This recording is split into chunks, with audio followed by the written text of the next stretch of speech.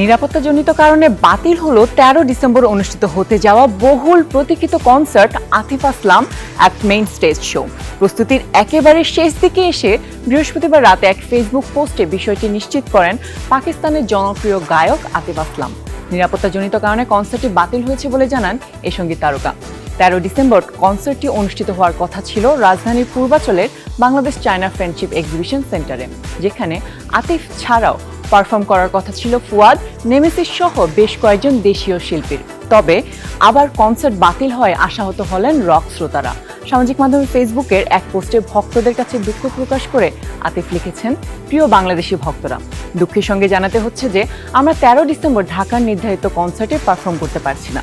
কনসার্টের আয়োজক ও ব্যবস্থাপনা, স্থানীয় অনুমোদন, নিরাপত্তা ছাড়পত্র ও অন্যান্য প্রয়োজনীয় লজিস্টিক সংক্রান্ত বিষয়গুলো সঠিকভাবে সমাধান করতে পারেননি। এই কারণে এই সিদ্ধান্ত নিতে হয়েছে। আপনাদের সমর্থন ও ভালোবাসার প্রতি আমরা কৃতজ্ঞ।